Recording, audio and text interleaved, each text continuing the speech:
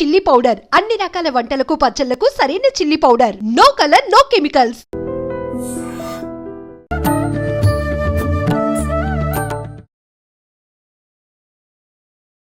నమస్కారం. Welcome to iDream. ధర్మ మార్గం విత్ విజిత కార్యక్రమానికి స్వాగతం. సాధారణంగా మనం మాట్లాడుకోవాల్సి వస్తే వాడుక భాషలో చాలా చాలా రకాల మాటలు పెద్దవాళ్ళ ద్వారా వింటూ ఉంటాము, మాట్లాడుకుంటూ ఉంటాము. అయితే కొన్ని పదాలు విన్నప్పుడు అనిపిస్తూ ఉంటుంది, ఇది ఏదో మాట సామెతకు చెప్పుంటారులే అని చెప్పి. కానీ మనస్సు గురించి మాట్లాడాల్సి వస్తే గనక మనస్సు చెంచలం కోతి లాంటిది అని చెప్పి అంటూ ఉంటారు. నిజంగా మనసు ఎందుకు చెంచలము? మన మనసు ఆధీనంలో ఉండదు అంటూ ఉంటాము. మనసు ఆధీనంలో ఉంటే నిజంగా అన్నీ కూడా చాలా చక్కగా జరుగుతూ ఉంటాయి, ఒక ప్లానింగ్ ప్రకారం అనుకుంటూ ఉంటాం. కానీ ఆ మనస్సును ఏకాగ్రతగా ఉంచటము, ఒక త్రాటిపైకి తీసుకురావటమే పెద్ద సమస్యగా మారిపోయింది ప్రస్తుత రోజుల్లో. అయితే ఎలా మన మనస్సును మనం కంట్రోల్ చేసుకోవచ్చు? అసలు మనస్సు అంటున్నాం, ఏంటి మనసు అంటే? మనం ఆలోచించే ఆలోచన విధానమా అసలు ఏంటి అనేది, ఇలాంటి విషయాలన్నీ కూడా ఇప్పుడు అమ్మతో మాట్లాడి తెలుసుకుందాం. ప్రస్తుతం మనతో పాటు ఉన్నారు కాకినాడ ప్రణవ ఆశ్రమం నుంచి పూజ్యశ్రీ స్వామిని సుమిత్రానంద సరస్వతి గారు. ఇప్పుడు అమ్మతో మాట్లాడేద్దాం. అమ్మ నమస్తే. నమస్తే విజిత గారు, ప్రేక్షకులందరికీ నమస్తే. అంటే ఎంతసేపు ఉన్నా మన లైఫ్ అంతా కూడా ఈ మనస్సు దాని ఆలోచనలు దీనిపైనే ముడిపడి ఉందనేది అర్థమైపోతుంది. అంటే దాన్ని గనక మనం కంట్రోల్‌లోకి తెచ్చుకోగలిగితే లైఫ్ అంతా బావుంటుంది అని చెప్పి. మరి ఇదంతా వాస్తవం అనిపిస్తుంది విన్నప్పుడు. కానీ కర్మ ఒకటి ఉంది అంటుంటారు కదమ్మా! మరి ఆ కర్మ ప్రకారమే మన లైఫ్ ముందుకెళ్తుందని కూడా అంటారు. మరి మనస్సుకి, కర్మకి దీన్ని మనం ఈ సిద్ధాంతాన్ని ఎలా తీసుకోవాలి? అంటే ప్రతి పని మనం ఒక కోటీశ్వరుల ఇంట్లో పుట్టాము అంటే అది మనం ఏదో మంచి కర్మ చేసుంటాం గత జన్మలో. అందుకే మంచి అవసరాలు, అన్ని రకాలుగా సౌకర్యాలున్న కుటుంబంలో పుట్టామనుకుంటాము. లేదు బీద కుటుంబంలో పుట్టి నానా రకాల ఇబ్బందులు పడుతున్నామంటే నీ కర్మ నువ్వు చేసుకొని ఉంటావు, అప్పుడు ఇప్పుడు అనుభవిస్తున్నావు అంటారు. మరి మనస్సు దీనిపైన ఎలా ప్రభావితం చూపిస్తుంది? ఇదంతా బేస్ చేసుకుంటే కర్మే నడిపిస్తుంది అనిపిస్తుంది గదా! అంటే మీ దృష్టిలో ఇప్పుడు కోటీశ్వరుల ఇంట్లో ఉంటే వాళ్ళు బాగా పుణ్యం చేసుకున్నట్టు లెక్క అంటే అప్పటికి వాళ్ళు అంత మంచి లైఫ్ లీడ్ అని మీరు చేస్తున్నాము అని. అంటున్నారు, అని మీరు అనుకుంటున్నారు. ఇప్పుడు కోటీశ్వరులు ఇంట్లో ఉన్న వాళ్ళందరూ మనశ్శాంతిగా ఉన్నారండి? లేదు. ఇప్పుడు వాళ్ళకి అనారోగ్యం వచ్చింది, హ్మ్. లేకపోతే ఏదో ఇప్పుడు బోల్డ్ డబ్బుంది, హ్మ్. ఏ కొడుకో కూతురో యాక్సిడెంట్‌లో చనిపోయారు. హ్మ్. ఇప్పుడు ఈ డబ్బంతా ఏం చేసుకోవాలండి? హ్మ్. మరి వాళ్ళకి కర్మ సిద్ధాంతంలో వాళ్ళకి బాధ లేదంటారా? హ్మ్. ఏమీ లేదు. పూరుగుడిసెలో ఉన్నాడు. ఆ పూటకి ఆ పూట సంపాదించి బ్యాంక్ బ్యాలెన్స్ ఏమీ లేదు. హ్మ్. కానీ వాడికొక కాన్ఫిడెన్స్ ఉంటుంది, రేపొద్దుట మళ్ళీ పనిలోకి వెళ్ళగలనని. అవును. శుభ్రంగా తెచ్చుకుని, పోనీ రేపటికి దాసుకోవచ్చు కదా అంటే దాసుకోడు. హ్మ్. బజార్‌లో కావాల్సినయన్నీ తెచ్చుకుని వేడి వేడిగా వండుకొని హాయిగా తిని, ఆ రోడ్డు పక్కనే చక్కగా చాపేసుకొని నిద్రపోగలడు. ఆ! ఎవరు కోటీశ్వరుడంటారు ఇప్పుడు మీరు? ప్రశాంతంగా పడుకున్నవాడే గదా! ఇప్పుడు మరి అదృష్టం అంటే ఎవరిదంటారు? ఆ! వాడిదే. అందుకని మీరు నిర్ణయించలేరండి. హ్మ్. ఎవరు పుణ్యాత్ముడు, ఎవడు గొప్పవాడు అనేది మీరు నిర్ణయించలేరు. హ్మ్. కాబట్టి ఒక రాజైనా సరే, హ్మ్. ఇంకో చక్రవర్తి అవ్వాలనే తలంపుతో ఉన్నప్పుడు, ఆ రాజరికాన్ని వాడు అనుభవించట్లేదు. అవును. ఓకే. యుద్ధంలోనే ఉంటాడెప్పుడు. హ్మ్. అంటే ఇప్పుడు యుద్ధం అనేది అక్కడ ఎదురుగుండా వచ్చిందా? ముందు మనసులో వస్తుందంటారా? మనసులోనే వస్తుంది ముందు ముందు యుద్ధం. మనసులోనే వస్తుంది. ఇప్పుడు హ్మ్. ఎవరి మీదైనా దెబ్బలాడాలంటే ముందు మనం ప్రిపేర్ అవుతాం. ప్రిపేర్ అవుతాం. ఎలా తిట్టాలి? వాళ్ళెలా అవును. అంటారు? ఆ మనం థాట్ ఎలాగా వస్తేనే మనం స్టెప్పేస్తాం. అంటే ఇప్పుడు యుద్ధం అనేది ముందు ఎక్కడొచ్చింది? మన లోపలే. ఇప్పుడు కర్మ సిద్ధాంతంలో హ్మ్. యుద్ధం అనేది వాడి కర్మ అండి? వాడిది స్థితా? అంటే ఎలా చెప్పొచ్చమ్మా దాన్ని? ఒక రకంగా మనం ఇవన్నీ నమ్మినప్పుడు అది కర్మే అనిపిస్తుంది. ఇలా లాజిక్‌గా మాట్లాడినప్పుడు ఇక్కడే జరుగుతుంది అన్న భావన కలుగుతుంది. ఫస్ట్ ఆఫ్ ఆల్ ఈ ప్రపంచంలో మీరిచ్చిన గొప్పతనం హ్మ్. దేనికిచ్చారో దాన్ని బట్టి మీ కర్మ ఉంటుందండి. హ్మ్. ఓకే. వాడు ఎంత పూరు గుడిసెలో పుట్టినా, వాడికి జ్ఞానం ఉంటే గనక, హ్మ్. జ్ఞానం ఉంటే హ్మ్. ఆ కర్మని చాలా ఈజీగా దాటేస్తాడండి. ఆ! ఎంత జమీందారు ఇంట్లో పుట్టనివ్వండి, హ్మ్. వాడికి జ్ఞానం లేకుండా అజ్ఞానంలోనే ఉన్నాడనుకోండి, కర్మలోనే ఇరుక్కుపోతాడు. హ్మ్. అందుకని భగవద్గీతలో శ్రీకృష్ణుడు ఏం చెప్తాడంటే, హ్మ్. కర్మ యోగివి కమ్మంటాడు. అంటే అమ్మా? అంటే కర్మ చేస్తున్నప్పుడు, హ్మ్. ఈ కర్మ నేనెందుకు చేస్తున్నానో తెలియాలి. అలాగే ప్రారబ్ధం అనుభవించేటప్పుడు కొత్త ప్రారబ్ధం లేకుండా ఉండాలండి. అంటే అంటే మరొక కర్మ ప్రారబ్ధంతో చేయకుండానా? ప్రారబ్ధంతో ఇప్పుడు నా కర్మ కాలిపోయింది నీ వల్లే అని తిట్టుకుంటా ఉన్నాడనుకోండి. ఆల్రెడీ మూట కొట్టుకొనొచ్చాడు. హ్మ్. ఎదుటి వాళ్ళేం జేస్తారండి? హ్మ్. అందుకని ఆ కర్మను అనుభవించేటప్పుడు జ్ఞానంతో మనం తెలుసుకుంటే కనక, హ్మ్. ఆ కర్మని ఇంకో కర్మ కొత్త కర్మ పుట్టకుండా చేయగలుగుతామండి. ఓకే. ఇప్పుడు మీరు ఆఫీస్‌లో కొలీగ్స్ ఉన్నారు. హ్మ్. ఎవరో బాగా బాగుపడిపోతున్నారు. నేను హ్మ్. అసూయ పడ్డాననుకోండి. అప్పుడు ఇంకో కర్మ అవుతుందా లేదా? అవుతుంది. ఇప్పుడు కర్మ ఎక్కడ పుట్టిందండి? ప్రారబ్ధం నుంచొచ్చిందా? లోపల పుట్టిందా? లోపలే. అందుకని ప్రారబ్ధం అనేది ఒకటుంది. మీ హ్మ్. పుట్టుక ఆ ప్రారబ్ధాన్ని నిర్ణయించేసింది. అయిపోయింది అక్కడితోటి. హ్మ్. ఏవండీ? మీరు చేసుకొనొచ్చిన దాన్ని బట్టి మీ జన్మ అనేది వచ్చేసింది. హ్మ్. అక్కడి నుంచి మన చేతుల్లోనే ఉంటుంది. స్వయం కృతాపరాధం అపరాధం. అంటారు. ఓకే. ఎందువల్ల అనంటే వ్యామోహము, కోరికలు, అసంతృప్తి బోలెడుంటాయి అవును. దాని నిండా బోలెడుంటాయండి. హ్మ్. దానివల్ల అన్నీ కలిపేసుకొని ఇది నా కర్మ అంటాడు. హ్మ్. అన్నీ కలిపేసుకుని నీ కర్మ కాదు. ఆ! అందుకే స్పిరిచ్యువల్‌లో ఏమవుతుందంటే మీరు భగవద్గీతలో మీరు 60 ఏళ్ళొచ్చాక, 50 ఏళ్ళొచ్చాక చదవకూడదు. హ్మ్. మీరు చిన్నప్పటి నుంచి స్టార్ట్ చేస్తే కనుక అవును. ఎలా జీవించాలో తెలుస్తుంది. హ్మ్. ఎందుకు జీవించాలో తెలుస్తుంది. ఎప్పుడెప్పుడు ఎలా ఆలోచించాలో తెలుస్తుంది. అప్పుడు కర్మ పెరగకుండా ఉంటుంది. హ్మ్. మనం దాన్ని జస్ట్ చనిపోయినప్పుడో, పెళ్ళిళ్ళలోనో ఎక్కడో ఒకసారి ఒక పాట వేసి భగవద్గీత వింటున్నామంటే అవును. కుదరదండి. హ్మ్. సో, మన పూర్వీకులందరూ కూడా వాళ్ళు చక్కగా అవన్నీ స్టడీ చేసి ఉన్నారు. ఒకవేళ వాళ్ళకి చదువు రాపోతే ఎవరైనా సాయంత్రం అయ్యేటప్పటికి ఎవరైనా చెప్తుంటే అక్కడ కూర్చొని విని, కూర్చొని. మర్నాడు ప్రొద్దుటంతా అది అప్లై చేసేవారు. హ్మ్. అంటే వాళ్ళు వెంటనే ఆచరించడం మొదలుపెట్టేవారు. మరి వెంటనే ఆచరించేవారు. హ్మ్. కదండీ! ఇన్ని రకాలు ఉండగా కూడా మనకు టైం లేదంటాము. అవును. ఇప్పుడు సోషల్ మీడియాలో నువ్వు అనేకం చూసే బదులు నీకు హ్మ్. కావాల్సింది తీసుకుంటే కనుక మర్నాడు నీ జీవితం ప్రిపేర్ అవుతుంది. హ్మ్. ఇది మనం చేయాల్సి ఉంటుందండి. ఆ! అలా చేసినప్పుడు ఏమవుతుందంటే కర్మయోగం కింద మార్చుకోకపోతే ప్రారబ్ధం పెరిగిపోతుంది. ఇప్పుడు కొంతమంది అదే పనిగా మంచి పనులు అని చెప్పి హ్మ్. దానాలు, హ్మ్. శుభకార్యాలు జరిపించే వాటిల్లో ముందు నడవటం కానియండి, లేదంటే ఈ ఆధ్యాత్మికంగా కొన్ని కొన్ని రకాల ముందుకెళ్ళటము, ఆలయాలకు సంబంధించిన విషయాల్లో వీటిల్లో వెళ్ళటము ఇలాంటివన్నీ చేస్తుంటారు. హ్మ్.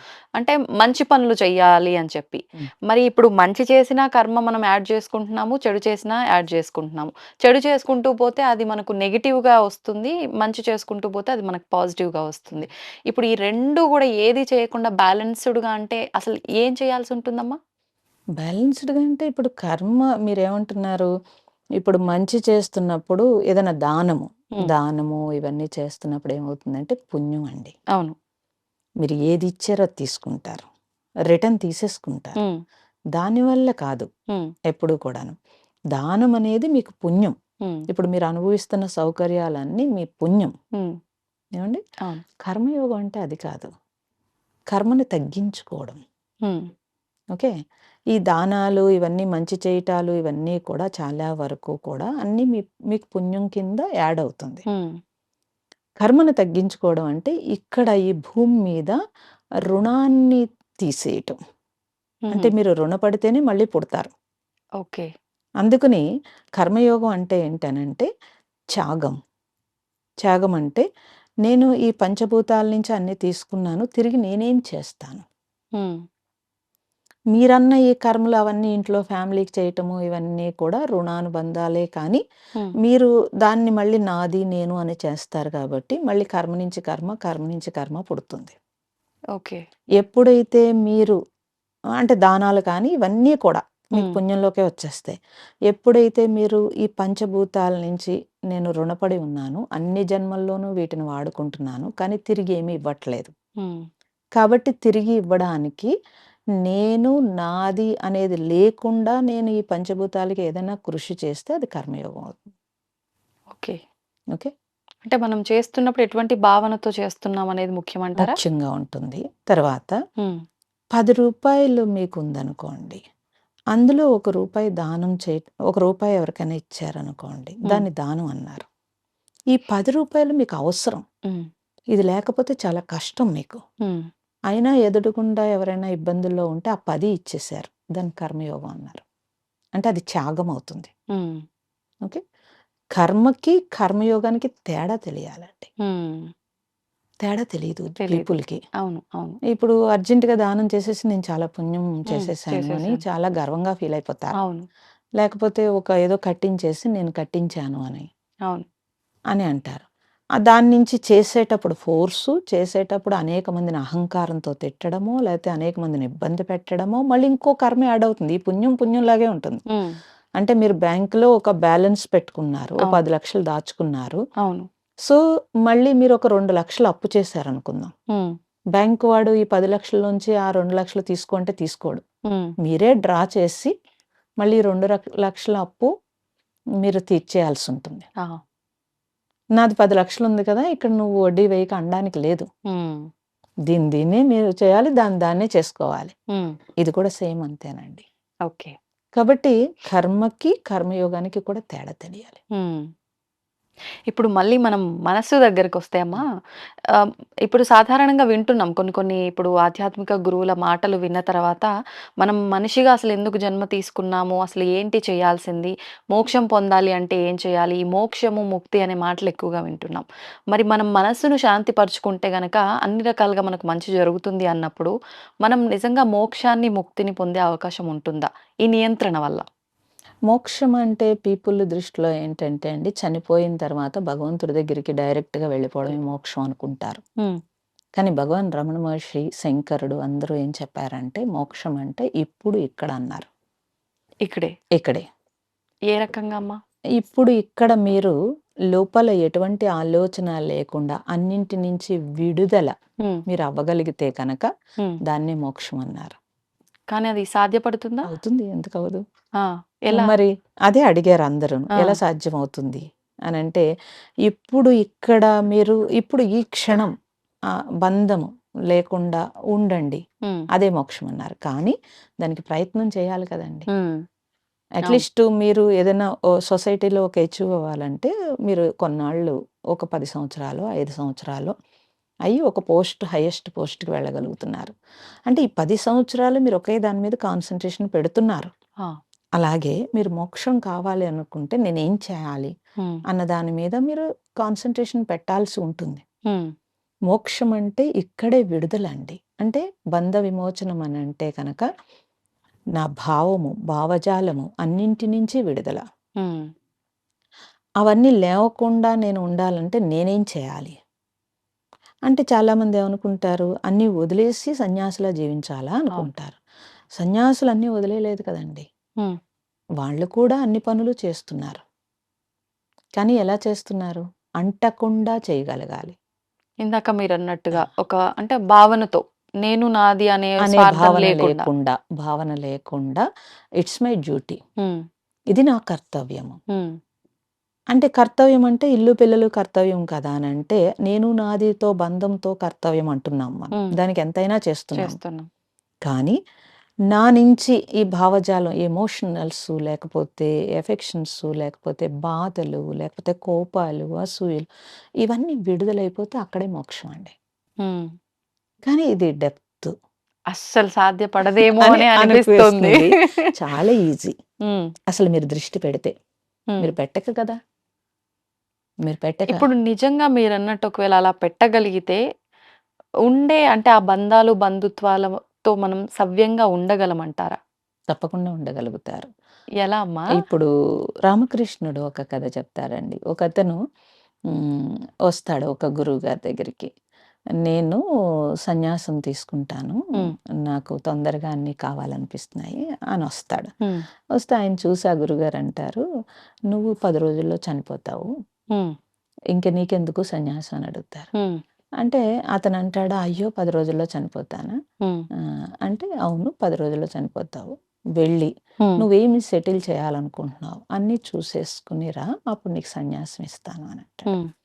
అంటే వెళ్ళి ఏం చేస్తాడు? మొత్తం మరి 10 రోజుల్లో చనిపోతాడు కాబట్టి అన్నీ మరి ఇంక సన్యాసం తీసుకోవడానికి కోరికుంది అతనికి ఆ! సన్యాసం తీసుకోవాలని. సన్యాసం తీసుకోవడానికి టైం లేదు. హ్మ్. ఈ జన్మలోనే సన్యాసం తీసుకుంటే కనీసం వచ్చే జన్మలో మంచిగాన్నా పుడతాననుకుంటాడు. అనుకుని ఏం చేస్తాడంటే 5 రోజుల్లోనే అన్నీ సెటిల్ చేసేసుకుంటాడండి. హుహు. చేసేసుకొని మొత్తం 5 రోజులు అసలు ఎలా అండి 10 రోజుల్లో నేను హ్మ్. ఎలా చేస్తానని గురువుగారి మీద కాళ్ళ మీద పడతాడు. హ్మ్. అంటే లేదు నువ్వు ఆ ఫ్యామిలీ అంతా ఇబ్బంది పడుతుంది. నువ్వు వెళ్లి సెటిల్ చేసుకోమంటారు.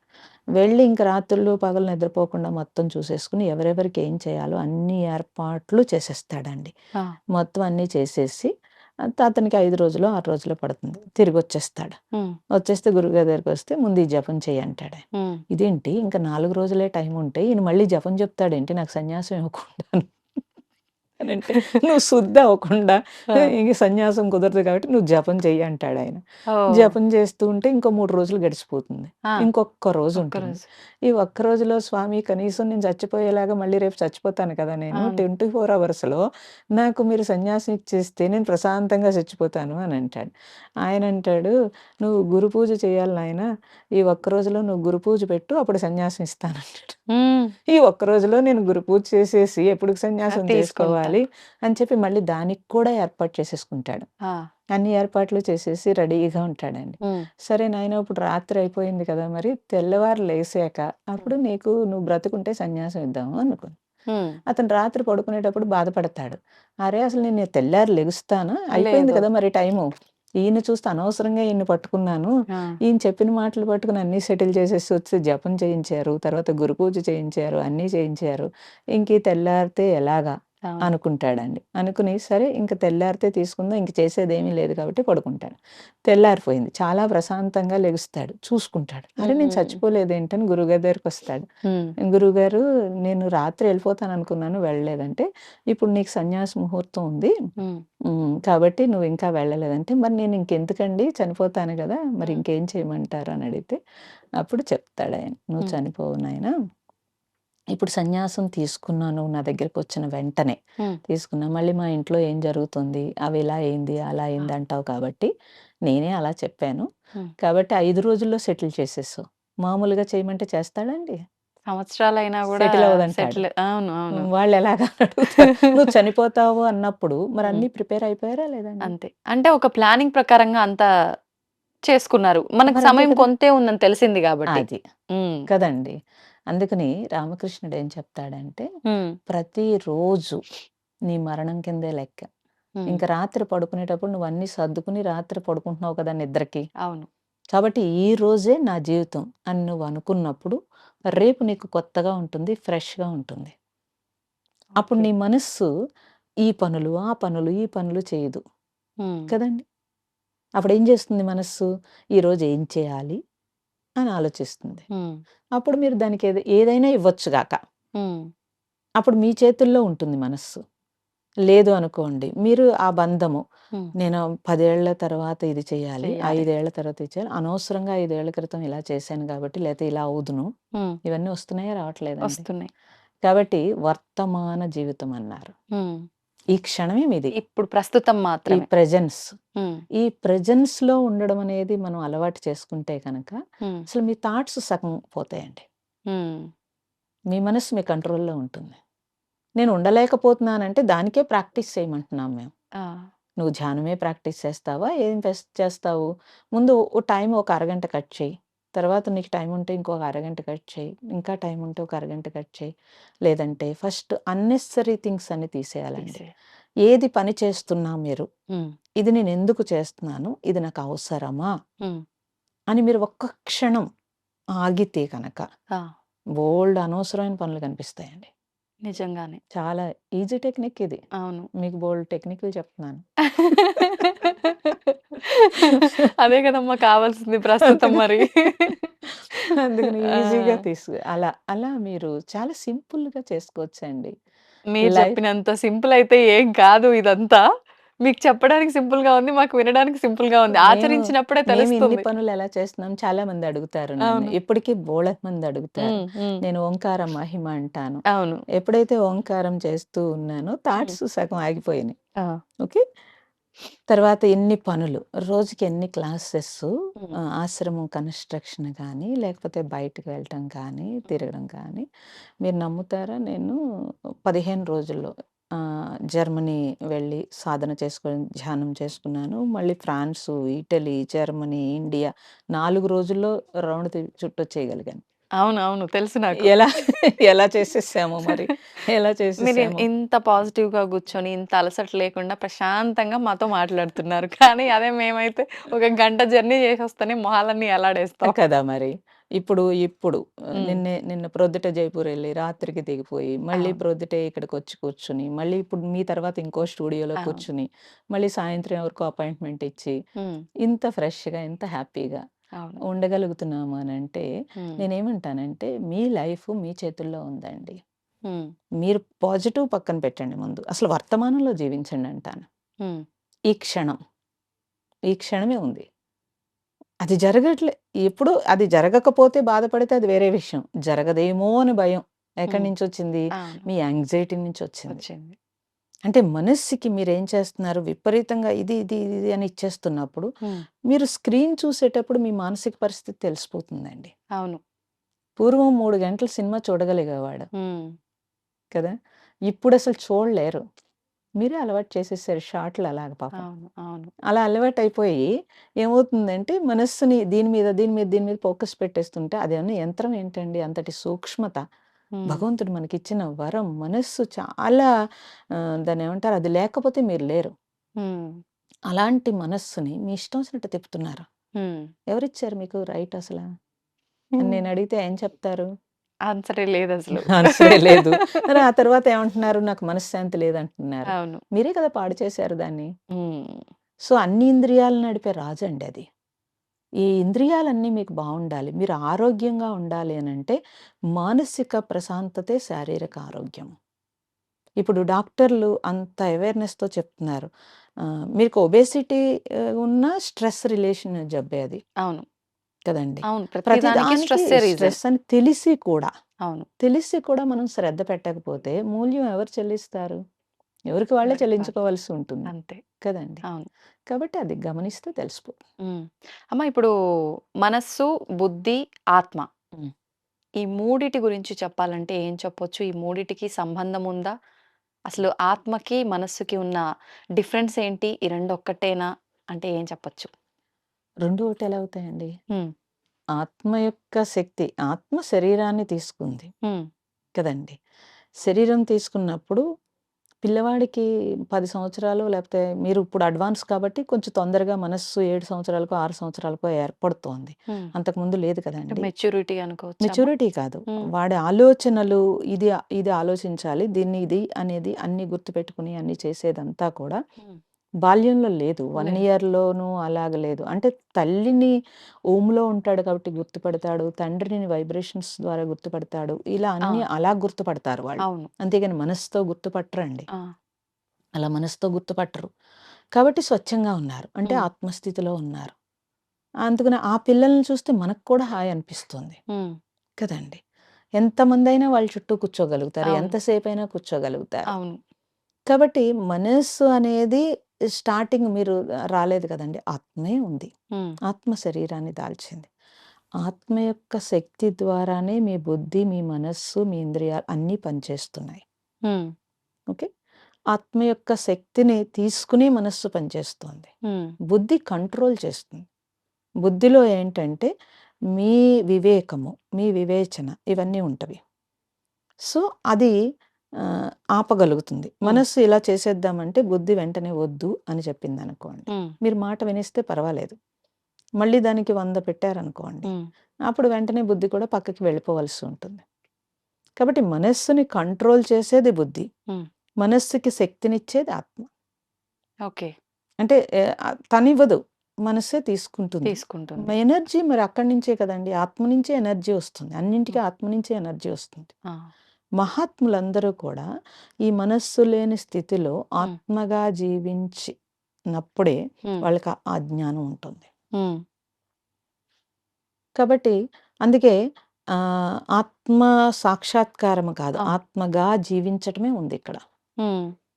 ఉంటే మనస్సు, బుద్ధి పక్కకెళ్తాయండి. హ్మ్. కంట్రోల్‌లో ఉంటాయి. సాధారణంగా మనం చూస్తూ ఉంటాము. మన పక్కన వాళ్ళేదైనా మాట్లాడినా గూడా, అది మనకు సంబంధం ఉన్న విషయమైనా, కాని విషయమైనా గూడా, మనం దానికి ఎక్కువగా రియాక్ట్ అయిపోతూ ఉంటాం. హ్మ్. అక్కడికక్కడే కొన్ని సందర్భాల్లో గొడవ గూడా చేసేస్తూ ఉంటాము. అంటే ఇక్కడ మనం రియాక్ట్ అయ్యాము అనంటే, అది మన మనస్సు ప్రభావితం అయింది అని అనుకోవచ్చా? అవును. అంటే మీరు గమనిస్తే తెలుస్తుంది. ఇంట్లో అయితే కనుక ఉదయమే పెద్దగా మనం ఏం గొడవ పెట్టుకోం. సాయంత్రం, మధ్యాహ్నం అయ్యేటప్పటికి కొంచెం చిరాకు, తిక్క చిన్నదానికే రియాక్ట్ అవుతూ ఉంటారు. అవును. అలాగే మీ ఎమోషనల్స్ మీకు కంట్రోల్ లేవనుకోండి, ఎవరు ఒకవేళ వాళ్ళ మంచి చెప్పినా కూడా మనకి నచ్చదు. అవును. ఇంకొకటి చాలామంది అభిప్రాయాలతో, నిర్ణయాలతో గట్టిగా కూర్చునుంటారు. అది వాసన హ్మ్. అంటాము. అంటే మొండిగా ఉంటారు. సంస్కారము ఇవన్నీ హ్మ్. వాళ్ళు ఇంకా ఏ చిన్నదానికైనా వెంటనే వాళ్ళ అభిప్రాయానికి అది నచ్చదు. అభిప్రాయంతో ఉండిపోయారు. హ్మ్. ఓపెన్ మైండ్‌తో లేరు. అప్పుడు ఎక్కువ కష్టపడతారు. ఎక్కువ హ్మ్. కష్టపడతారు. సో, ఎదుటివాడు మనకు నచ్చినట్టు ఉండడండి. అవును. మీరు ప్రారబ్ధానుసారము అందరం రిలేషన్ కదా ఇదంతా కూడాను. మనకు నచ్చినట్టు ఏమి ఉండరు. హ్మ్. కాబట్టి మనం కనీసం మనకు నచ్చినట్టు ఉంటే ఎదుటివాడిని యాక్సెప్ట్ చేయగలుగుతాం. హ్మ్. ఎమోషనల్స్ కంట్రోల్ అవ్వకుండా మీరు ఏ పరిస్థితిలో ఏది సరిగ్గా రిసీవ్ చేసుకోలేరు. మీరు ఇంట్లోనే చూస్తే ఒక ఇద్దరు, ముగ్గురు పిల్లలుంటే కనుక అమ్మ చెప్పింది ఒకడు వెంటనే రిజెక్ట్ చేస్తాడు. అవును. ఒకడు యాక్సెప్ట్ చేస్తాడు. ఒకడు ఇమ్మీడియేట్‌లీ అర్థం చేసుకోగలుగుతాడు. ఆ! అంటే అది ఒకే తల్లి కడుపున పుట్టారు. అవును. అది వాళ్ళ సంస్కార బలమే కదా హ్మ్. ఇదంతాను. కాబట్టి ఆహ్, మనము ముందు మన మన ప్రశాంతత గురించి మనం కొంచెం టైం కేటాయించిన మనం చూసుకోగలిగితే కనుక హ్మ్. మీకు ఎదురుపడిన అన్నీ కూడా మీకు వెంటనే ఎమోషనల్స్ రావు. మీకు స్ట్రెస్ రాకుండా ఉంటుంది. హ్మ్. ఇప్పుడు వాళ్ళేదో అన్నారు. మీరేదో రియాక్ట్ అయ్యారు. వాడెళ్ళిపోతాడు అక్కడి నుంచి. అవును. కానీ ఈ రియాక్షన్ ఏదైతే ఉందో మీరు అనారోగ్యం తీసుకోవాల్సి ఉంటుంది. హ్మ్. వాళ్ళెవరు మీ కూడా రారు. మీకు అనారోగ్యం వస్తే మళ్ళీ మీరే సఫర్ అవ్వాల్సి ఉంటుంది. అవును. ఇది గుర్తుపెట్టుకోవాలసల. ఓకే. ఇది గుర్తుపెట్టుకుంటే కనుక హ్మ్. ఇప్పుడు మనకి నచ్చలేదు. ఆ! ఓకే. కామ్‌గా ఊరుకోవడమే. లేదు అంటే ఆ! వచ్చేసింది. కోపం వచ్చేసింది. ఆ! మీరు కంట్రోల్ చేసుకోలేకుండా ప్రదర్శించేశారు. హ్మ్. తర్వాతైనా మనకు తెలుస్తుంది నాకు కోపం వచ్చిందని. అవును. అట్‌లీస్ట్ వెనక్కి వెళ్ళి వాళ్ళకి సారీ చెప్పగలిగితే కనుక కొంత పోతుంది. లేదనుకోండి మీరు సమర్థించుకున్నారనుకోండి, హ్మ్. ఆ గిల్ట్ అనేది మీకు లోపల ఉంటుంది. ఉంటుంది. పైకి సమర్థించుకోవచ్చు గాక. ఆ గిల్ట్‌ని మీరు మోస్తే కనుక అది కూడా అనారోగ్యమే. హ్మ్. ఇవన్నీ బీపీ‌లకి కారణం అవుతాయి లాంగ్‌లో. అవును. ఇప్పుడు మీకేం తెలియపోవచ్చు. లాంగ్‌లో బీపీలు, షుగర్‌లకి అన్నిటికి కూడా ఎమోషనల్సే ఎక్కువ కారణం. ఇప్పుడమ్మా మీరన్నట్టుగా అంటే పరిస్థితిని బట్టి మనం అక్కడ సైలెంట్‌గా ఉండాలా? మనం రియాక్ట్ అవ్వాలా అనేది మనం చేసుకోవాలా? అక్కడ పరిస్థితి ఏదైనా సరే మౌనమే సమాధానం అనుకోవచ్చా? అన్నింటికి మౌనం సమాధానం కుదరదండి. హ్మ్. ఎవడో వచ్చి మనకి ఏదో భుజం మీద చెయ్యి వేసాడనుకోండి. మనం మౌనంగా ఉంటామా? లాగి పెట్టి కొట్టాల్సిందే. మరి పరిస్థితిని బట్టి రియాక్ట్ అవ్వాలి ఎప్పుడూ కూడా. హ్మ్. పరిస్థితిని బట్టే. అది అవసరమా? కాదు. అవసరమైతే రియాక్ట్ అవ్వు. హ్మ్. అవసరం లేదనుకోండి రియాక్ట్ అవ్వకు. నాకు సంబంధం లేదు. హ్మ్. వదిలేయి. ఇప్పుడు ఈ సిట్యుయేషనే ఉందనుకోండి. అది మన బుద్ధి బట్టి మన ఆలోచన, మన రియాక్షన్ ఉంటుందా? మన మనసును బట్టి ఉంటుందనుకోవచ్చా? మీ బుద్ధిని బట్టే ఉంటుంది. బుద్ధిని బట్టే ఎందుకంటే ఉంటుంది. బుద్ధి మనస్సుని కంట్రోల్ చేస్తున్నంత సేపు మీకు పెద్ద ప్రాబ్లమ్ కాదండి. హ్మ్. బుద్ధి మాట కూడా వినని స్పీడ్ అయిపోయిందనుకోండి మనస్సు. హ్మ్. ఇంక మీ కంట్రోల్‌లో ఉండదు. దాన్నే అంటే దానికి వచ్చేటప్పటికి ఏమవుతుంది అనంటే తప్పనిసరిగా వాళ్ళు యాంగ్జైటీ పెరిగిపోయి డిప్రెషన్‌లోకి వెళ్ళిపోతారండి. హ్మ్. అంటే స్పీడ్ మైండ్ ఎలా అయిపోతుందంటే డిప్రెషన్ అంటేనే 90% స్పీడ్ మీద ఉంటుందండి. ఆ! నార్మల్ అంత స్పీడ్ ఉండదు. సో, మీరు టాబ్లెట్స్ వేస్తే కనుక సప్రెస్ చేస్తుంది మైండ్‌ని. ఆ! డిప్రెషన్‌కి టాబ్లెట్ వేస్తే సప్రెస్ చేస్తుంది. ఓకే. అంటే యాంగ్జైటీని సప్రెస్ చేస్తుంది. హ్మ్. కానీ అది ఇంకా ఎక్కువైపోతే నిద్ర. హ్మ్. నిద్ర తప్పించి డీప్ స్లీప్ తప్పించి ఇంక వాళ్ళని కంట్రోల్ ఆప్షన్ చెయ్యలేరు. లేదు. ఆ! కానీ దానివల్ల ఆర్గాన్స్ పాడైపోతాయి. ఓకే. ఓకే. మెడిటేషన్ ఏం చేస్తుందంటే మీకు ఆ మైండ్‌ని ఎప్పుడు ఆ మనస్సుని వేగం లేకుండా బ్యాలెన్స్ చేస్తుంది. బ్యాలెన్స్ చేస్తే బుద్ధి మాట వినేంత స్థితిలో ఉంటుంది. హ్మ్. అంటే ఒక రకంగా ఈ మెడిసిన్ ఇవన్నీ గూడా మనం దాన్ని కంట్రోల్ చేస్తున్నాం. అణచిపెడుతున్నాము. అణిచిపెడుతున్నారు. ధ్యానం చేయటం వల్ల దాన్ని కొంతగా తీసేస్తున్నాము. మీరు మెడిసిన్ అయిపోయాక ఇంక వాళ్ళు కూడా కంట్రోల్ చేయలేని పరిస్థితిలో మీరు ధ్యానం ప్రాక్టీస్ చేయండి అని చెప్తారు వాళ్ళు కూడా. హ్మ్. ఇప్పుడు ఒక అవేర్‌నెస్ వచ్చిందండి. డాక్టర్స్ కూడా వాళ్ళ స్ట్రెస్ అంటే ఎక్కువైపోతుంది అవును. కాబట్టి అవును. వాళ్ళు కూడా దీన్ని టేకప్ చేశారు కాబట్టి పేషెంట్స్‌కి ఎక్కువగానే చెప్తున్నారు. హ్మ్. ఎవరికైనా సరే చక్కగా వాళ్ళు మీరు ఇలా తగ్గించుకోండి, ఇలా చేయండి అని వాళ్ళే చెప్తున్నారు. ఓకే. పేషెంట్‌కి ఎప్పుడు కూడా డాక్టర్ చెప్తే బాగా నమ్మకం ఉంటుంది. అవును. కాబట్టి మీరు తప్పనిసరిగా మెడిటేషన్ ద్వారా మనస్సు వేగాన్ని తగ్గించొచ్చు. అంటే ఆలోచనకి గ్యాప్ పెరుగుతుంది. అంటే ఆలోచన స్పీడ్ అవ్వదు. అవ్వదు. ఈ గ్యాప్‌లో మీరు బుద్ధి వికాసంతోటి ఏదైనా చేయొచ్చు. లేదనుకోండి మీరు కోపంలో ఉన్నారనుకోండి, మీరసలు ఎవరి మాట వినరు. అవును. ఆవేశంలో ఏదేదో మరి చేసేస్తాం. గబగబా తిట్టేస్తారు. తరువాత కోపం తగ్గాక అనవసరంగా తిట్టాననుకుంటారు. అంటే మీకు మీ బుద్ధి చెప్పింది కూడా వినలేని స్థితిలో మీరున్నారు. అవును. ఓకే. అక్కడ మనకు అర్థమైపోతుంది. అర్థమవుతుంది.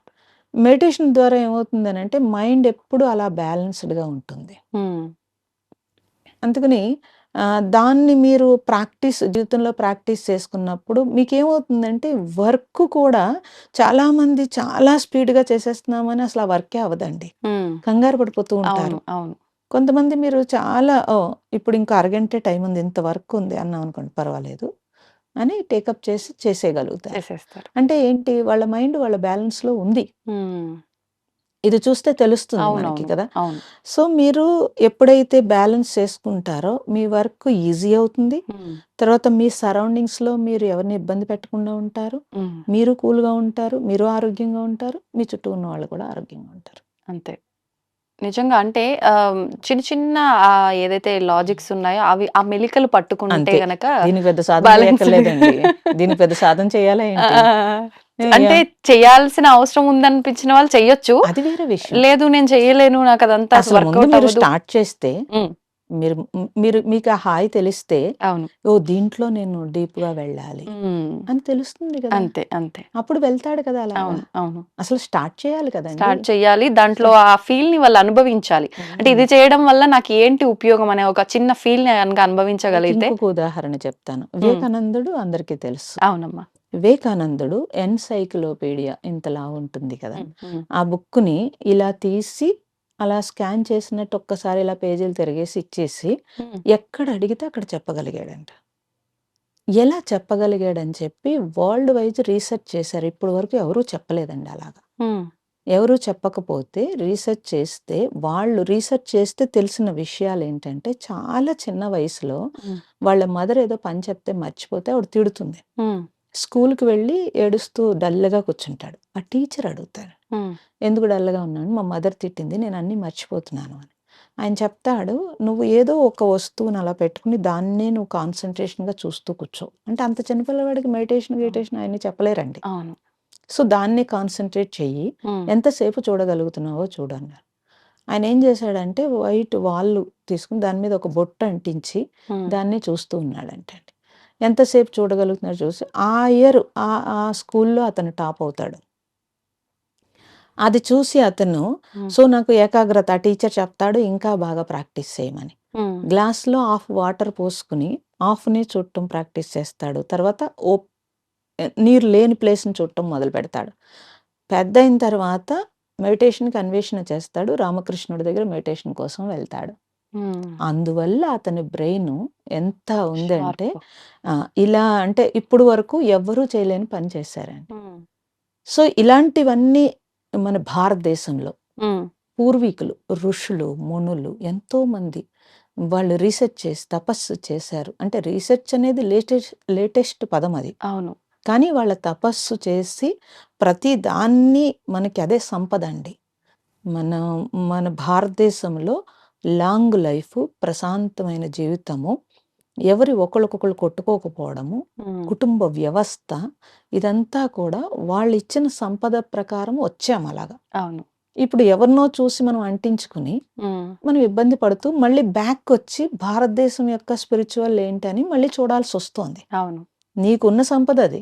మీ ఇంట్లో ఉన్న సంపద నువ్వు వాడుకోవడం మానేసి ఎవరో వాడుకుంటున్నారు. విదేశీయులందరూ వచ్చి ఇక్కడ కూర్చుని నేర్చుకుని అక్షరాలు పలకడం రాదండి. కానీ మంత్రాలు నేర్చుకుంటారు వాళ్ళు. మన ఇంట్లో మన పిల్లలకి మంత్రాలు నేర్పం. సో, దాని మీద ఎంత సైన్స్ ఉంది లోపల. అసలు ఎవరూ తెలుసుకోరు. అవును. ఎవరు తెలుసుకోరు. తెలుసుకో. ఈ దీపం ఇక్కడ పెడితే మనకు కలిసొస్తుందా? హ్మ్. ఈ బొట్టు ఈ గుమ్మం దగ్గర పెడితే కలిసొస్తుందా? ఈ గుమ్మడికాయ ఇలా వెళ్ళెడగడితే హ్మ్. కలిసొస్తుందా? లేకపోతే ఈ 5 ఒత్తులు ఇలా పెట్టొచ్చా? హ్మ్. దీన్ని ఆవు నేతితోటే పెట్టొచ్చా? లేతే గేదె నేతితో పెట్టొచ్చా? అని అని ఇప్పుడు ఆవు నెయ్యి అంటే ఆడు కలర్ కలిపి అమ్మిందంతా పొల్యూషన్ చేసుకొస్తూ హ్మ్. ఇంకో పాపం మూట కట్టుకుంటూ ఏదండి కలిసొచ్చేది? అవును. దీని మీద ఇంట్రెస్ట్ ఉందే ఉంది. తప్పించి ఒరిజినల్‌గా మనకిచ్చిన సంపద ఉంది. దాన్ని వాడుకొని నువ్వు ఆరోగ్యంగా, ఆనందంగా జీవించని మేము చెప్పినా ఎక్కదు. ఎక్కదు. వేదాంతాలు చెప్తున్నారా అనిపిస్తుంది అనిపిస్తుంది కదా! మూర్ఖులకి. అంటే ఇన్‌స్టంట్ కావాలండి. అంతే. అంతే. ఇన్‌స్టంట్ కావాలి. హ్మ్. ఇన్‌స్టంట్ నీ దగ్గరే ఉంది. అవును. బయట వెతకూడదు. అంటే ఒక రకంగా ఇక్కడ గూడా ఓపిక అనేది లేకపోవటం. అవును. కోరికలు ఎక్కువైపోవడము, అవి ఎక్కువైపోవడము. తొందరగా హ్మ్. నెరవేరాలనే హ్మ్. ఒక ఆలోచన నేనేం విధానం చేయకూడదు. ఉండటము పైనుంచి వచ్చేసేయాలి పడాలి. అన్నీ. ఆ! అన్నీ వచ్చేసేయాలి. దానికి అంతే. తగ్గట్టుగా స్పిరిచువల్‌లో అందుకే రకరకాల మోసాలు జరుగుతాయండి. హ్మ్. నేను ఇది ఇచ్చేస్తాను, అది ఇచ్చేస్తానని అవునవును. గురువులు కూడా మోసం ఎక్కువైపోతారు. చేసేయొచ్చు ఈజీగా. ఇస్తారు, హ్మ్. వస్తారు కూడా అలాగా. అది అది వాళ్ళ తప్పు కాదు. పీపుల్ అలాగ అవునవును. వస్తుంటే అంటే మరేం చేయాలి? అందరూ అని చెప్పలేం గానీ, కొంతమంది రావటం కాదు ఆల్రెడీ. అవును. ఉంటారు. హ్మ్. తప్పదండి ఇది. అవును. ప్రపంచంలో అన్ని రంగాల్లోనూ ఇంతే అవును. ఉంటుంది. అమ్మ మీరిప్పుడు చెప్పిన ఆ వివేకానందుడి ఉదాహరణ విన్న తర్వాత నాకొకటి అడగాలనిపించింది. అంటే వాళ్ళ మదర్ చెప్పిన మాట ప్రకారంగా ఆయన ఆచరించిన ఆ విధానం ఏదైతే ఉందో ఆయనని ఎక్కడి వరకు తీసుకెళ్ళింది అనేది ఒకటి అర్థమవుతోంది. అంటే పిల్లలు ఎటువంటి కల్మషం లేకుండా అసలు వాళ్ళకు అంటే ఆలోచించే శక్తి ఉందా? లేదా? అదంతా పక్కన పెడితే మీరిందాక ఇంకో మాట గూడా అన్నారు. వాళ్ళ పక్కన కూర్చుంటే ఎంతసేపైనా ఎంతమందిమైనా అలా కూర్చుండిపోతాము సమయం తెలియకుండా. అంటే వాళ్ళ దగ్గర ఎలాంటి ఆలోచనలు, స్వార్థము, కల్మషం ఇలాంటివి ఏమీ లేవు. హ్మ్. అంటే వాళ్ళ మనస్సు అనేది అక్కడికి ఒక మంచి స్థితిలో అక్కడికి ఉంది. ఉండిపోయింది. హ్మ్. ఎలాంటి స్ట్రెస్‌కి ఏది గూడా గురవ్వలేదు. కానీ ఒక స్టేజ్ ఒక కొన్ని సంవత్సరాలొచ్చిన తర్వాత ఆటోమేటిక్‌గా వాళ్ళు గూడా పెద్దవాళ్ళ ధోరణిలోకే వచ్చేస్తూ ఉంటారు. ఆలోచన ర రకంగా చూసుకుంటే. అంటే ఇదంతా కుటుంబము మీరన్నట్టుగా పరిస్థితుల ప్రభావం అయితే ఉంది. కుటుంబంలో వాళ్ళ ఆలోచనలు, వాళ్ళ యొక్క మాటల ప్రభావం గూడా ఉంటుందనుకోవచ్చా? తప్పకుండా అందరి విషయంలో ఉంటుందండి. వర్తిస్తుందా ఇది? అందరి విషయంలోనూ హ్మ్. ఇక్కడ మీకు చెప్పినట్టుగా పొల్యూషన్ అంటే దుమ్ము, ధూళి కాదండి. థాట్ పొల్యూషనే పొల్యూషన్. హ్మ్. మీరు గమనిస్తే ఇంట్లో చిన్న పిల్లలున్నారనుకోండి బాగా తెలుస్తుంది. 1 ఇయర్ లోపు పిల్లలు ఇంట్లో ఉంటే ఎవరైనా కొంతమందొస్తే గమ్ముని నవ్వుతూ మీదకి దూకుతారు. కొంతమందొస్తే ఏడుస్తారు. హ్మ్. బలవంతంగా మీరు ఎత్తుకుంటే ఏడుస్తారు. అవును. అంటే ఆ వేవ్స్ వాడికి సూట్ అవ్వట్లేదు. తర్వాత వచ్చి పోయి మీరు బజార్‌లకవి తీసుకెళ్తే రాత్రి వాడు పడుకోడు. హ్మ్. అంటే ఆ థాట్ ఆ తరంగం వాడు తట్టుకోలేకపోతున్నాడు. మన పెద్దలేం జేసేవారు? ఉప్పు దిష్టి తీసి పడేసేవారు. అవును. కదండీ! హ్మ్. అంటే ఉప్పేంటంటే ఆరాశక్తిని పెంచుతుంది. హ్మ్. ఎప్పుడైతే మీరు తీసినప్పుడు నెగెటివ్ ఫోర్స్ పక్కకి వెళ్ళిపోతుంది. హ్మ్. అలా అని మీరు అస్తమానం బజారుకి తీసుకెళ్ళొచ్చి అస్తమానం ఉప్పు తీసేస్తే కాదు. అందుకని పూర్వీకులు ఏం చేసేవారు? 1 ఇయర్ వరకు అసలు చూపించేవారు కాదు. ర్యాప్ చేసేసి పడుకోబెట్టే ఉంచేవారు. ఆ! అంటే వాడింకా ఈ కంటితోటి చూసి అన్నీ ఘర్షణ కాకుండా కొంచెం హ్మ్. ప్రశాంతంగా ఉంచడానికి బిడ్డ ఉన్న రూమ్‌లోకి తల్లి తప్పించి ఎవరిని వెళ్ళనిచ్చేవారు కాదు. ఓకే. అంతలా పెంచారు. ఇప్పుడు 3 నెలలకే బజారుకు తీసుకెళ్తారు. అవును. థియేటర్‌లకి తీసుకెళ్తారు. అంతకంటే దుర్మార్గం ఇంకోటి ఉండదు. హ్మ్. హ్మ్. అవును. కాబట్టి తప్పనిసరిగా ఇంట్లో పిల్లలు ఉన్నప్పుడు హ్మ్. తల్లిదండ్రులు సంపాదన కంటే కూడా ముందు వాళ్ళ బిహేవియర్ కరెక్ట్‌గా ఉంటేనే ఆ పిల్లలు సవ్యంగా పెరుగుతారండి. ఏదో సంపాదించి వాళ్ళని అర్జెంట్‌గా పెద్దగా చేసేయాలనుకునే కంటే హ్మ్. మినిమమ్ నీడ్ ఫుడ్డు, చదువు ఇవి ఇవ్వాలండి. ఆ! నేను చెప్పట్లేదు. అవును. వాళ్ళకి అవసరం. ఉండాలి. ఆ! ఉండాలి. వాళ్ళకి అవసరం. దానికంటే మించి వాడికేదో ఆస్తి ఇవ్వాలనుకునే కంటే, హ్మ్. వాళ్ళతో ప్రేమగా మనం టైం గడపగలిగితే కనుక, వాళ్ళు మీ కంట్రోల్‌లోకొచ్చేస్తారు. అవును. అదే లేకపోతే కనుక, మీరు 15 ఏళ్ళు, 20 ఏళ్ల వరకు వాళ్ళని ఇప్పుడు పేరెంట్స్ అందరూ సఫర్ అవుతున్నదే అది. హ్మ్. వాళ్ళు ఎట్టి పరిస్థితిలో మన మాట వింటలేదంటున్నారు. అవును. ఎందుకు వింటారు? ఎందుకనంటే, మనము కుటుంబ వ్యవస్థని చిన్నాభిన్నం చేసేసాం. చేసేసుకొని భార్యాభర్తలిద్దరూ కొట్టుకుంటూ ఉంటారు. హ్మ్. ఒకవేళ వాళ్ళు లేరండి. వాళ్ళు స్కూలుకి వెళ్ళిపోయారు. అవును. మీరు ఇంట్లో దెబ్బలాడుకున్నారు. హ్మ్. వాడొచ్చేటప్పటికి ఆ ఇంటి వాతావరణం యొక్క ఆరాశక్తి ఎలా ఉంటుందండి? గొడవయిందంటే ఆటోమేటిక్ కదా! నెగెటివ్‌గానే ఆ ఉంటుంది. నెగెటివ్ ఉంటుంది. స్కూలు నుంచి రాగానే అక్కడ ఎంతమంది జనంలోంచి ఇంటికి రాగానే ఇల్లు ఒక దేవాలయంలా ఉండాలి తప్పించి, ఇంటికి రాగానే ఒక నెగెటివ్ వచ్చిందనుకోండి, వాడు తిక్క పెట్టేస్తాడు. హ్మ్. వీళ్ళు మధ్యాహ్నం దెబ్బలాడుకున్న తిక్కంతా వాడి మీద చూపిస్తారు. అవును. వాడికి అర్థం అవ్వదు. సడన్‌గా వీళ్ళు నా మీద ఎందుకు రియాక్ట్ అయ్యారో వాడికి అర్థం కాదు. హ్మ్. అక్కడి నుంచి నెగెటివ్ స్టార్ట్ అయిపోతుందండి. అందుకని పిల్లలు ఎప్పుడు చూసి కూడా నేర్చుకుంటారు. హ్మ్. అబ్జర్వ్ చేసి నేర్చుకుంటారు. వాతావరణం రిసీవ్ చేసుకొని నేర్చుకుంటారు. అవును. 3 స్టేజ్‌ల్లో ఉంటారండి. దాన్ని బట్టి తల్లిదండ్రులు ఉన్నారనుకోండి, హ్మ్. వాళ్ళకి మీరు కొంతమందిని చూస్తే ఆళ్ళ పేరెంట్స్‌ని నెత్తి మీద పెట్టుకొని చూస్తారు. వాళ్ళకి అంటే ఆ రెస్పెక్ట్ అది. ఉంటుంది. రెస్పెక్ట్‌తో చూస్తున్నారు. హ్మ్. ఆ రెస్పెక్ట్ ఎక్కడి నుంచి వస్తుందండి? ఆ పేరెంట్స్ నిజాయితీగా ఉన్నప్పుడు ఆ రెస్పెక్ట్ వాళ్ళు ఇస్తారు హ్మ్. తప్పనిసరిగాను. అవును. కాబట్టి అసల పిల్లలు దైవంతో సమానం అన్నారు. హ్మ్. మనం అక్కడ దైవం ఉంది అనుకుంటే ఒకలా ఉంటుందండి. అవును. లేదు నా పిల్లలే నా ఇష్టం అనుకున్నారనుకోండి, దాని మూల్యం రేపొద్దుట మనమే చెల్లించాల్సి ఉంటుంది. సో, వాస్తవం. సొసైటీకి నష్టం, మీకు ఇబ్బంది. అవును. ఎవరికైనా సరే వాళ్ళ పిల్లలు బావుంటే ఆ జీవితంలో వాళ్ళకి డబ్బక్కర్లేదండి. అవసరం లేదు. చాలా హ్యాపీ ఉంటారు. అవును. అందరూ కష్టపడేది దానికే కదా! సో, తమ పిల్లలు సక్సెస్ అవ్వాలని, మంచిగా ఉండాలని, హ్మ్. ఎవడో దొంగ అవ్వాలనో, రౌడీ అవ్వాలనో, లేకపోతే ఏదో చేయాలని ఎవరు ఏ తల్లిదండ్రులు కోరుకోరండి. అవును. కానీ మిస్టేక్ ఎక్కడ జరుగుతుంది అనంటే, వాళ్ళు చూస్తున్నారు, వాళ్ళు వింటున్నారు. మనం అట్‌లీస్ట్ ఏమీ లేకపోయినా ఫోన్‌లో మాట్లాడేటప్పుడైనా మా అత్తగారు ఇంత దొంగ, హ్మ్. లేతే మా ఆడపడుచు ఇంత దొంగ, లేకపోతే మా చుట్టుపక్కల వాళ్ళు ఇలాంటి వాళ్ళు అని నువ్వు నెగెటివ్, నెగెటివ్, నెగెటివ్ మాట్లాడుతూ ఉంటే, అవును. వాడు రేపు రోజున నిన్నే దొంగ అంటూ ఉంటాడు. అంటే ఇంక అదే ఇచ్చాం మనం. అవును. సో, కాబట్టి నేనొకటే పేరెంట్స్‌కి చెప్పేదేంటంటే, హ్మ్. ఇల్లు దేవాలయంలో మీరు దీపం పెట్టడం ఒకటే కాదు. ఇంటి వాతావరణాన్ని మంచిగా ఉంచుకోవాలి. హ్మ్. మీరు ఎన్ని సోఫాలు పెట్టారు, ఎంత కాస్ట్‌లీ బెడ్‌లు పెట్టారు, ఏం పెట్టారు కాదు. ఎంత ప్రశాంతంగా ఇంటిని ఉంచుకున్నారు, ఎంత శుద్ధిగా ఉంచుకున్నారు అవును. అనేది చూస్తే గనక ఆ హ్మ్. పిల్లలు మంచి సక్సెస్ అవుతారండి. కంపల్సరీ వాస్తవం. సక్సెస్ అవుతారు అవును. బాగా. అవునమ్మా. అది హ్మ్. చూస్తే తెలిసిపోతుంది. అవును. అంటే ఎలాగూ మనం బయటున్నంత సేపు వర్కు, ఆ స్ట్రెస్సు, ఈ పొల్యూషన్ రకరకాల ఇబ్బందులు పడుతూనే ఉంటాం. అంటూ ఉంటారు గదా! ఇల్లే దేవాలయము అని చెప్పి ఒక మాట అవును. కూడా. అవును. అంటే దేవాలయం అనే ఒక మాటే కాదు, నిజంగా దేవాలయం అయితే మనం ఎలాంటి ఆచారాలు, వ్యవహారాలు ఇవన్నీ నియమాలు పాటిస్తామో, అవన్నీ గూడా ఇక్కడ చూపిస్తే బావుంటుంది ఒక రకంగా. బావుంటుంది. ప్రొద్దుటే ఇంట్లో మన పూర్వీకులైతే వాళ్ళు స్నానం చేసి జగదీపం పెట్టి ఉండేవారండి. అవును.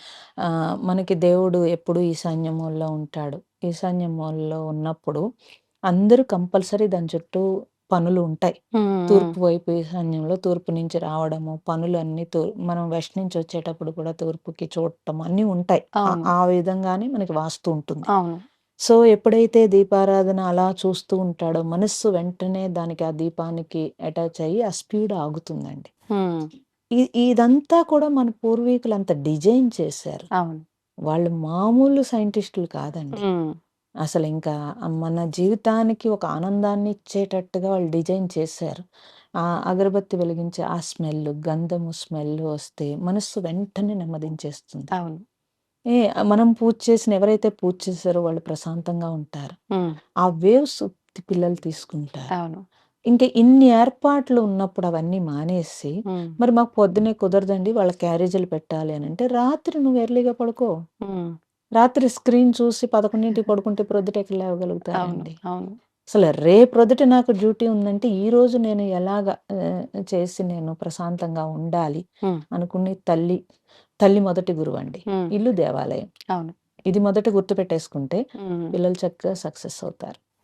వాస్తవమమ్మా మీరు చెప్పింది. కానీ కొంతమంది మాత్రమే ఉంటారిలా. ఆ! నిజంగా అంతా నా రెస్పాన్సిబిలిటీ అని, నేనే చెయ్యాలి అని భారంగా తీసుకునే అవును. వాళ్ళుంటారు, బాధ్యతగా తీసుకునే వాళ్ళుంటారు, అవును. ఇష్టంతో అవును. చేసేవాళ్ళుంటారు. అవును. ఇవన్నీ అంటే ఏదేమైనా మొత్తానికి చేస్తాం గానీ, ఎలా చేస్తున్నాము అనే ఒక దాని పైన మన ఫోకస్ ఆధారపడి ఉంటుంది. ఉండాలి. అవును. అవును. హ్మ్. తప్పకుండా. సంతోషం అమ్మా. నిజంగా చాలా మంచి విషయాలు మాట్లాడుకున్నాం. ఫైనల్‌గా ఒక్కటి హ్మ్. అడగాలనుకుంటున్నా.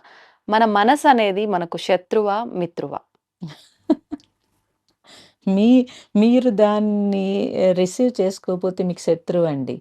మనస్సు కనుక మీరు రిసీవ్ చేసుకొని, మీరు మీ మనస్సును అర్థం చేసుకోగలిగితే, అర్థం చేసుకోవడం మీన్స్ మీరు కంట్రోల్ చేసుకోగలిగితే కనుక, హ్మ్. అంతకంటే మిత్రుడు ఇంకొకళ్ళు లేరు. హ్మ్. ఎందుకనంటే, అసలు మనస్సు లేకపోతే మీరు లేరు. ఆ! అందుకని దాన్ని మీరు ఎటు కావాలంటే అటు తిప్పొచ్చు. ఎంత మిరాకిల్ చేస్తుందండి. హ్మ్. చాలా సూక్ష్మతలో అది ఉండగలుగుతుంది. చాలా సూక్ష్మంగా చేయగలుగుతుంది ప్రతీదీ.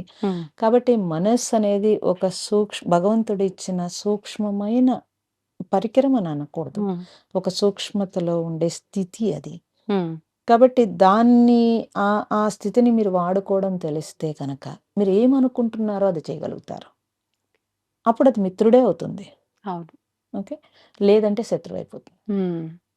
కాబట్టి అది మీరే ట్యూన్ చేసుకోవాలి. మీ అంతే. మనస్సుని మీరే ట్యూన్ చేసుకుంటే మీ మనస్సు అనే మిత్రుడితోటి మీరు సక్సెస్ అవ్వచ్చు. దేంట్లో ఎనీ రంగం. ఓకే. అంటే మనం రియల్ లైఫ్‌కి రిలేటెడ్‌గా అంటే దీనికి రకరకాల ఉదాహరణలు కూడా ఉండొచ్చు గదమ్మా! అంటే ఇప్పుడు చెప్తూ ఉంటారు ఒక ఉదాహరణ. ఒక కత్తిని మనం ఆ! ఎలా కరెక్ట్‌గా వాడుకుంటారో. వాడుకుంటే అది ఎలా ఉపయోగపడుతుందో అలా. అవును. దాన్ని వాడుకోవడం తెలియని వాళ్ళు ఎలా ఉపయోగిస్తారో అలా. అవును. అంటే వాడి బుద్ధిని బట్టి ఇక్కడ అది ఉపయోగించే విధానం కూడా మారిపోతుంది. మారిపోతుంది. అవును. అంటే వస్తువు అది ఎప్పుడున్నా ఏ స్థితిలో ఉన్నా అది ఎవరికైనా ఆ అదే వస్తువే. స్థితి, అదే వస్తువండి. నువ్వెలా అంతే. ఉపయోగించుకుంటున్నావు అనేదే ముఖ్యం. అని. దీన్ని ఇక్కడ మనం శత్రువుగా తీసుకోలేము, మిత్రువుగా తీసుకోలేము. అవును. నీకెలా ఉపయోగపడుతుందో అలా ఉపయోగించుకో. అంతే మాకంటే గదమ్మా! మీకే బాగా తెలిసింది.